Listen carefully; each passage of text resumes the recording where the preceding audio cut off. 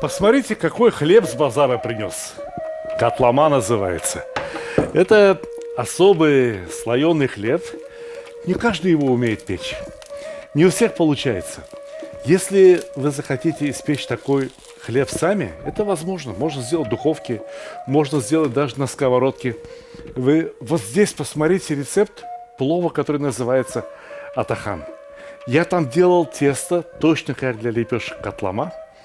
Только из этого теста сделал оболочку для плова.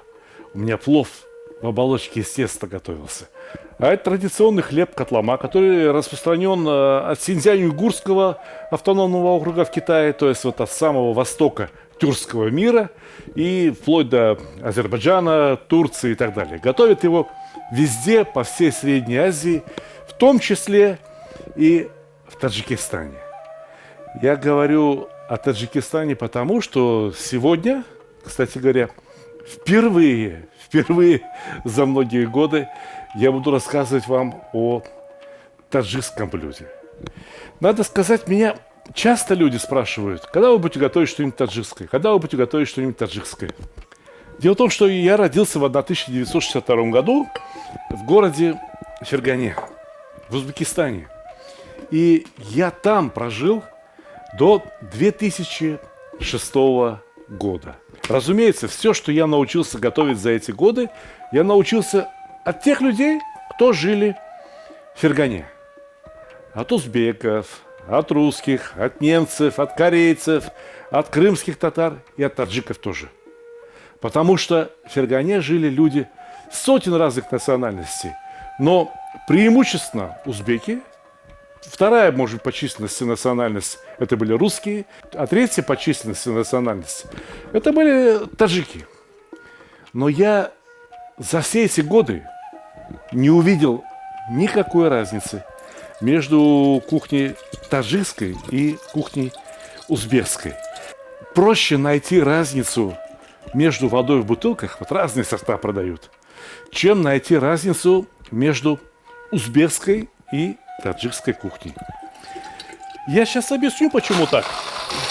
Потому что узбеки и таджики на протяжении последних нескольких сотен лет, можно сказать, почти что 1000 лет, жили вместе. И не было ни Таджикистана, не было ни Узбекистана, как отдельных государств. Был Бухарский Эмират, было Хаканское ханство и был Хорезм. Вот 3 государства, на которых жили все. И каракалпаки, и киргизы, и таджики, и узбеки. Более того, когда все эти территории присоединили к Российской империи, и в 1902 году русские чиновники в Хаканском ханстве решили провести перепись населения. И вот опросный лист содержал такую графу, как национальность. А многие люди, которые находились в то время в Ферганской долине, не понимали само это слово. Что значит национальность? Его спрашивают, ты кто? Он говорит, я маргеланский. Нет, подожди, ты кто? А я хаканский. Нет, подожди, ты кто? Я мусульманин. Нет, ты кто? Я, говорит, вот пасу овец. А я, значит, занимаюсь огородом. Понимаете, я говорю по-таджикски, я говорю по-узбекски. Это не означало национальность, потому что очень многие люди знали и таджикский, и узбекский. А еще и арабский знали, потому что те люди, которые были грамотными, закончили медресе, обязаны были знать еще и арабский язык. То, что у меня в стакане, этот напиток, можно назвать айран. А еще его можно назвать курут-оп. Курут или курт – это вот эти шарики. Их знаете, как получают? Сквашивают молоко. Сначала получают йогурт фактически. Но в Средней Азии говорят катык. На фарси говорят маст. Этот катык наливают в плотный мешочек и дают сцедиться. Образуется вязкая масса, ну что-то вроде такого какого-то гладкого творога. И вот этот творог, некоторые говорят, больше на сыр похоже, его высушивают, а после этого скатывают в шарики. И так он может храниться не то что месяцами, годами. издревле таким образом запасали молоко. Вы представляете себе, человек идет куда-то, да? Что он будет есть? Вот он несет с собой такие шарики, он несет с собой сухой хлеб. И там, где он найдет воду, он заодно получит и нормальную еду, которая содержит все необходимое для питания человеческого организма. Он точно так же, как я сейчас, размочит эти шарики в воде и в эту воду опустит хлеб. И это будет его еда. Вот то, что называется курутоп. На сегодняшний день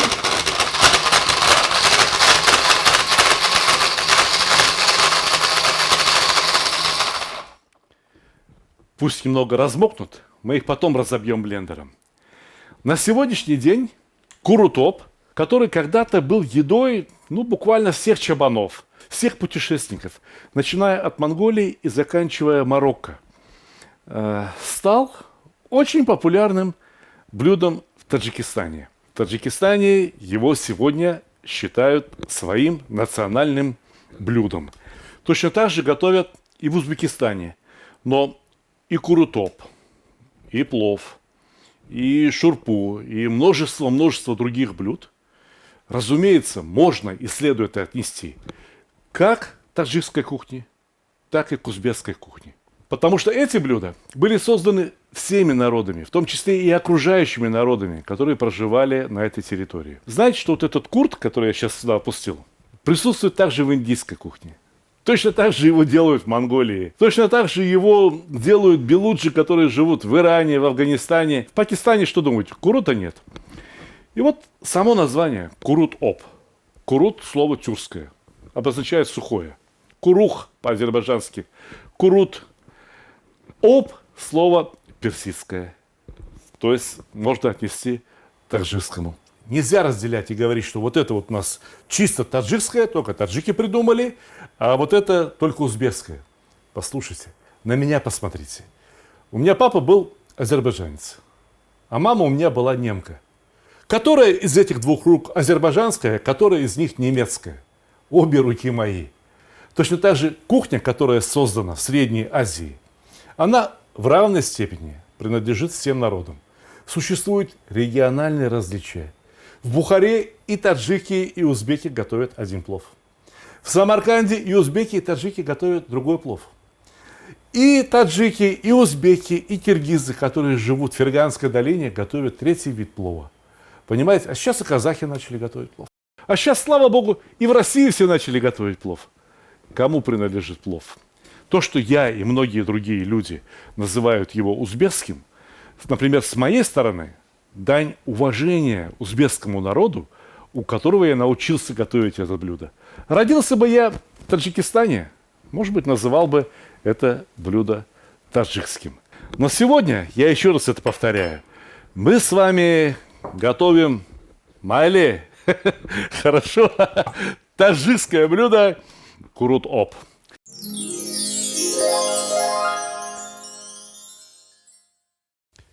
Счастье кулинара. Знаете, почему я так назвал эту книгу? Дело в том, что я стал счастливым человеком только тогда, когда начал заниматься исключительно кулинарией, моим любимым делом. А как же я стал кулинаром? Эта книга во многом автобиографическая. Только и биографию свою я рассказываю не когда родился, где крестился и так далее. Я рассказываю в этой книге, что я любил кушать в детстве, что для меня готовила мама, бабушка, другие родственники. Например, что готовили при моем рождении. Вот, будь смеяться, готовили не плов, готовили пельмени в день, когда я родился. То, что я, как уже говорил, очень любил в детстве. То, что мы с супругой стали готовить, когда создали семью. И вот вся история нашей семьи рассказана через вот эти блюда, которые мы готовили вместе. Баварские сосиски. Ждали вы от меня такого блюда? Вот, например, салат по-уйгурски из требухи. Этому салату я научился уже, когда вполне осознанно занимался кулинарией. Картофельный салат, но не обычный, как все готовят, а уникальный, с особым вкусом. Маринованные баклажаны, Знаете, надо вот один раз взяться, замариновать и очень долго радовать. Как приготовить там малосольные огурцы, соленые огурцы, как приготовить бочковые помидоры соленые, как законсервировать помидорчики и огурчики. Одним словом, здесь рассказано о блюдах на все случаи жизни. Корейские, узбекские, русские, вот даже испанское, пожалуйста, гаспачо. Здесь масса блюд со всего мира. Все то, что помогает нам, я имею в виду нашей семье, жить очень вкусно и счастливо. Я от всей души желаю такого же счастья всем хорошим людям. Мороженое. А как не побаловать внуков мороженым? Знаете, как они любят мороженое? О, куличи. Одним словом, эту книгу, по моему мнению, должна иметь каждая хорошая семья, увлекающаяся кулинарией. Одним словом, обращайтесь на сайт, звоните, пишите. Мы будем вам очень рады.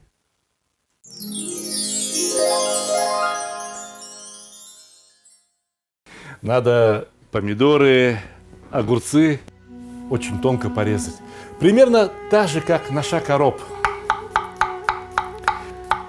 Вот на таджикское блюдо режу азербайджанские огурцы.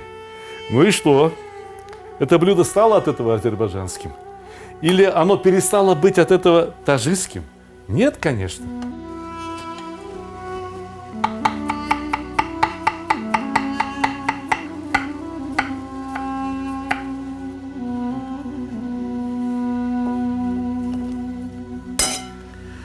Вот когда помидоры мягкие, когда они спелые, скажите, пожалуйста, кто вот так режет помидоры на весу?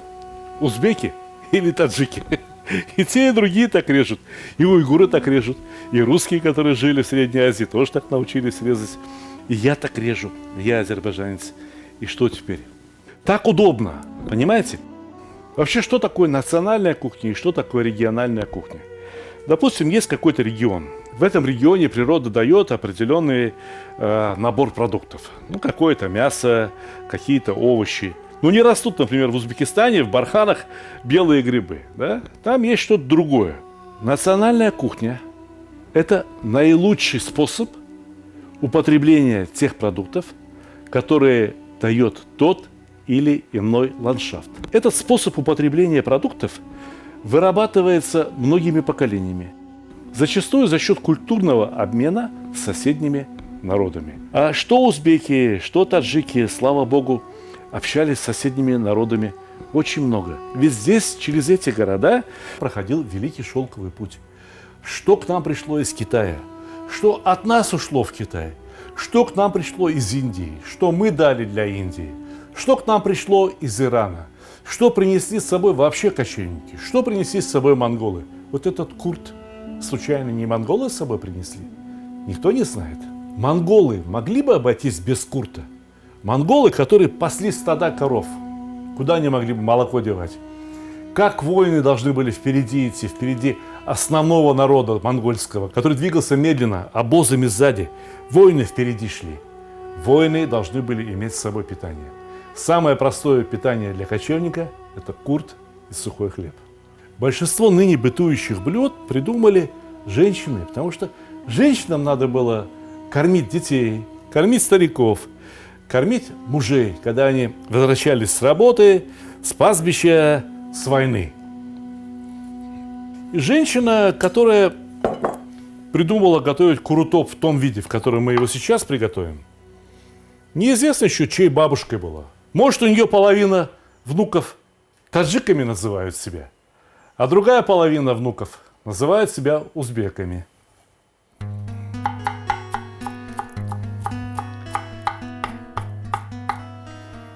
То, что я сейчас режу, в России называют кинза. Ну, от грузин пришло, поэтому и называют кинза. А что таджики, что узбеки, как говорят на эту зелень? Кашниш. Одинаково же.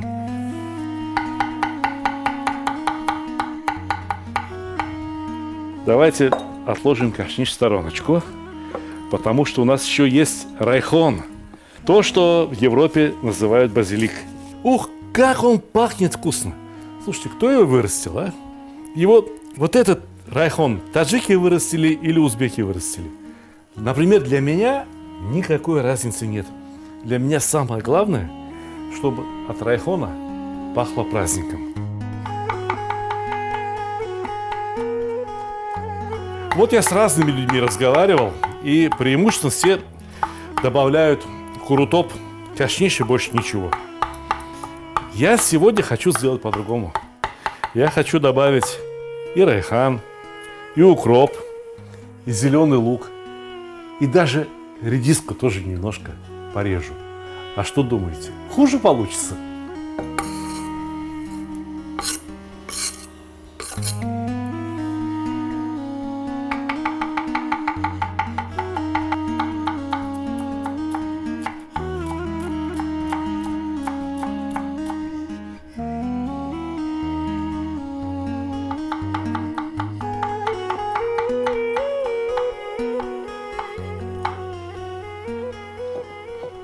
Ну скажите, пожалуйста, вот в курутоп кладется перец.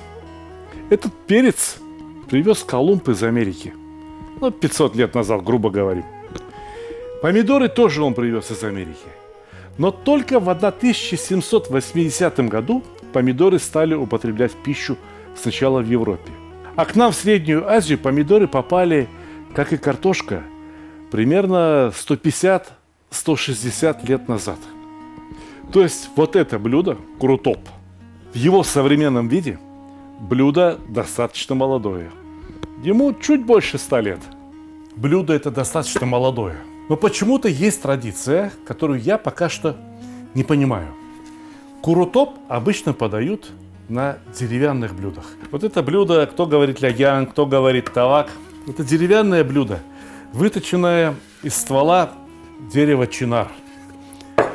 Каким-то случайным образом оно у меня оказалось.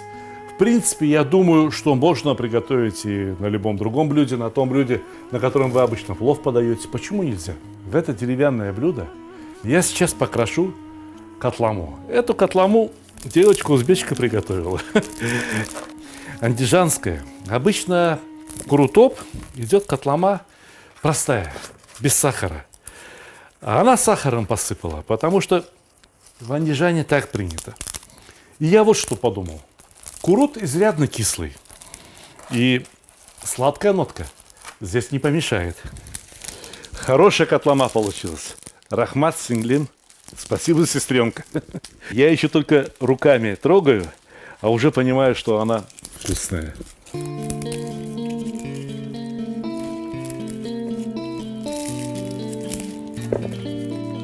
Видите как?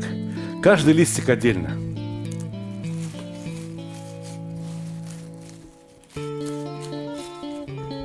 Скажите, на месте этой катламы мог бы быть лаваш? Еще как мог бы. И я уверен, что где-то курут точно так же размачивают и смешивают с лавашом, с сухим лавашом. И потом едят. Давайте посмотрим, что у нас здесь получилось. Обязательно надо протереть через сито, для того, чтобы не осталось комочков.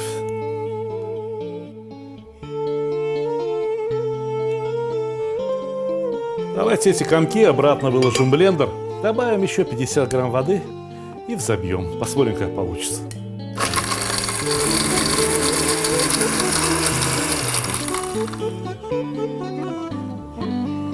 Жидковато получилось. Ну и ничего. Добавлю еще воды и сделаю для себя стаканчик айрана. Айран очень хорошо получается с курутом. Некоторые берут просто катык и разводят его. Я предпочитаю, например, айран, вот напиток, который пьют в жару, из сюзьмы.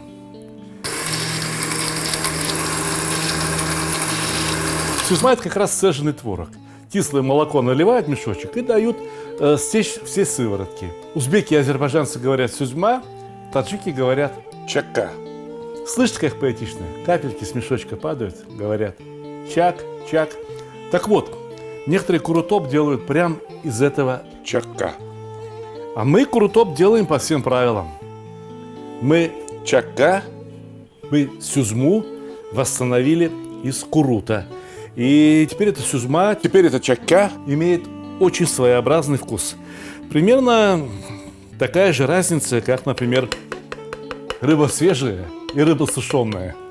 Пусть постоит, пусть хлеб, вот эта котлама, только что свежеиспеченная, напитается курутом. А нам вот что надо сделать. Нам надо растопить вот это топленое масло. Не просто растопить, а разогреть его. Возможно, что многие со мной не согласятся. Но дело в том, что вот это блюдо курутоп готовят обычно во время жары. Если жара, если время обеденное, я бы тоже обошелся без масла. Но если вечер, если уже прохладно, можно подогреть масло. Будет еще вкуснее и еще сытнее. Вот масло хорошо нагрелось. Видите, аж дымок с него пошел. Теперь выкладываем поверх этого чакя, восстановленной сюзмы, выкладываем лук. Можно оставить как есть, вот сырой лук. А можно взять и полить его вот этим горячим маслом. Будет еще вкуснее. Правда, одновременно и еще сытнее. А кто сказал, что еда летом не должна содержать калории?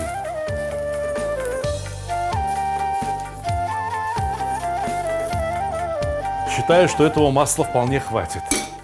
Слишком много разогрел. Лук один раз зашипел и достаточно. Вот теперь поверх этого лука выкладываем помидоры и огурцы. А поверх помидоров выкладываем редисочку и выкладываем всю зелень. Я возьму немного черного перца и поперчу. Поперчу именно на помидоры, именно на огурцы. Я возьму щепотку соли. Много не надо, потому что снизу кислое. Получится и так очень хорошо. Но раз это еда, то хоть сколько-то соли быть должно. И вот в таком виде курутоп подается на стол.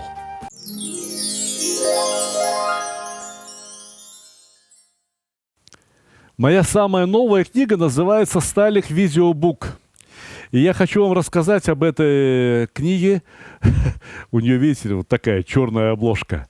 Но буквы блестящие, да еще и выпуклые, поэтому все видно. И, наверное, нет второй кулинарной книги с черной обложкой, да еще и на которой не нарисована никакая еда. Но эта книга вам очень понравится.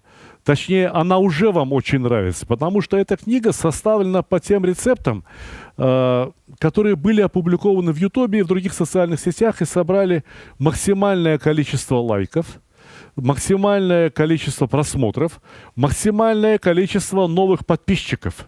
Вот что такое эта книга. Здесь рассказано о массе самых популярных блюд.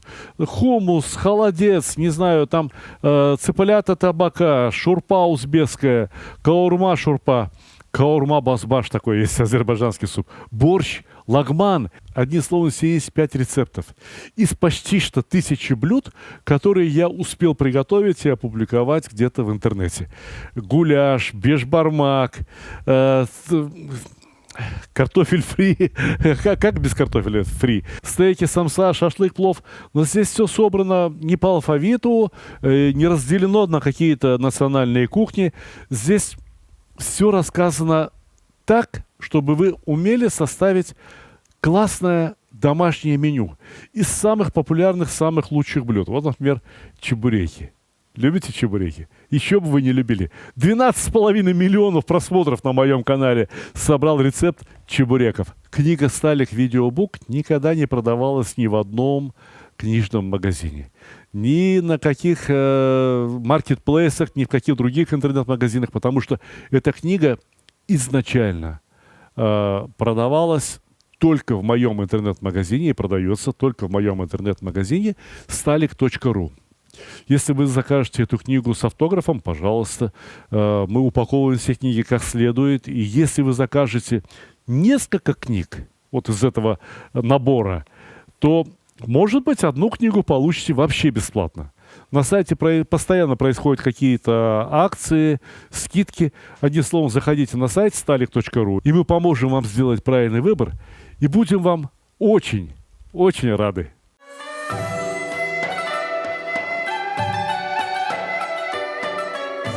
Посмотрите, какая ткань роскошная, расшитая кристаллами. Эту ткань мне мой друг Фархат подарил. Он таджик. Это его мама и его сестренки расшивали ткань для меня. А вот тоже атлас, но маргеланский, узбекский. Кто сделал это деревянное блюдо? Таджик или узбек, я не знаю. Я не знаю национальность того человека, который посеял этот хлеб, вырастил эту муку. Кто испек лепешки? Знаю. Я хотел бы обратиться с одной большой просьбой. Что к моим таджикским братьям, что к моим узбекским братьям, что к моим уйгурским братьям. Пожалуйста, хватит разводить националистические споры вокруг кулинарии. Я точно знаю, что это не нужно ни одному хорошему человеку. Такие споры разводят какие-то подлецы, которые хотят настроить народы друг против друга. Именно с таких споров все началось на Кавказе между Арменией и Азербайджаном. До сих пор там почти что каждый день льется кровь. Неужели вы хотите, чтобы в нашем родном краю матери лили слезы из-за того, что их сын, их брат или их отец погиб на войне? Националистические войны самые страшные, самые бессмысленные. Хлеба всем хватит, воды всем хватит, коровы будут, молока тоже всем хватит. Помидоры, огурцы, лук, кинза, редиска каждый год новый вырастает. О чем мы спорим? Давайте лучше говорить о дружбе. Давайте лучше говорить о том, как наши народы сделали друг друга богаче, какая замечательная культура возникла в результате столкновения двух братских народов. Что Иран, что тюркский народ, что таджики, что узбеки, что киргизы, что туркмены. Ну, а я ту еду, которую готовлю, которую люблю с детства, продолжу называть узбекской. Меня эту еду узбеки научили готовить. Поэтому я сейчас хочу вам пожелать приятного аппетита и показать нашим русским братьям, как едят такое блюдо. Некоторые просто берут ложечкой и едят, некоторые берут другим кусочком хлеба и едят. Можно не перемешивать, а можно и перемешать. Давайте все перемешаем. А вся жизнь у нас перемешанная, все народы друг с другом перемешанные. Кто где живет, где границы. Кому нужны эти границы? Вот ты, например, простой парень, тебе эта граница нужна? Мне она не нужна. Тебе этот забор 4 метра, 5 метров нужен? Поможет он тебе? А если ты захочешь его, ты что, до неба его построишь? Послушайте, путь на небо один, путь под землю тоже один. Поэтому пусть всегда будет небо, пусть всегда будет солнце, и пусть всегда будет хороший обед на столе. Пусть наши дети счастливо смеются. Приятного аппетита!